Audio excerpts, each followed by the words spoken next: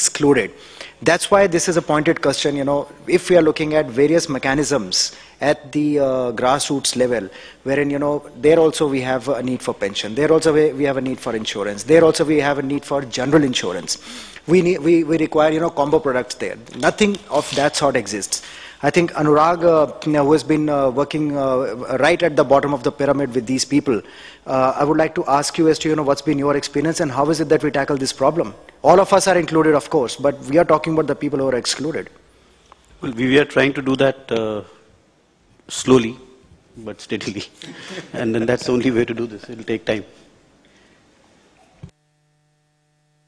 Won't you, share an experience of yours dealing with the grassroots situation, and at the same time, the various reports, including one of the report which was published by NABARD very recently, was quite alarming in saying that the financial inclusion at the bottom is slowing down.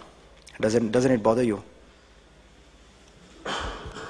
It is slow. That's what I'm saying in any case, that it is slow. Just opening accounts does not amount to financial inclusion, which is what we have been initially concentrating on. We have been opening accounts. That's a basic necessity.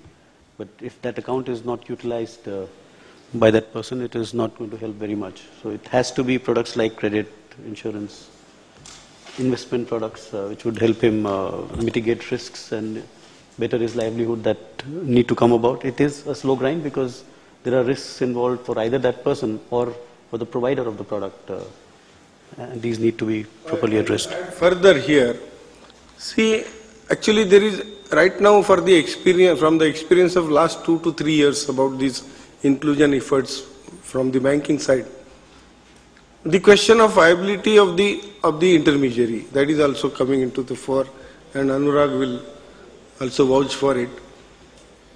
So from that angle also it is necessary that there should be more transaction through these accounts.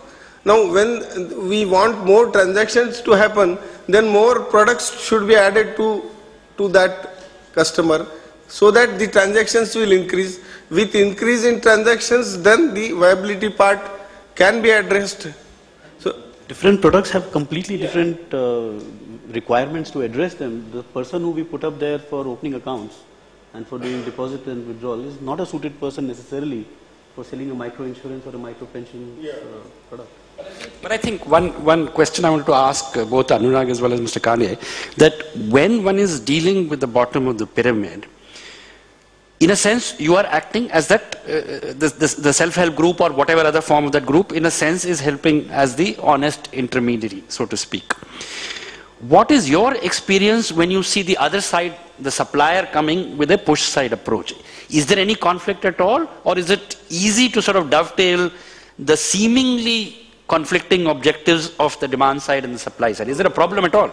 see, my answer to this is a lot more efforts are required from the demand side. But how will that happen? I mean, the demand side will come from the capacity building. I think for a brief period you were not there, and I think this is where we are heading towards, that any demand side product, any demand side factor would mean that there is income available with them. Yeah. Low frill accounts are getting opened, just for your information. If NREG scheme employs them, that money has to go into that account. That money is spent on food.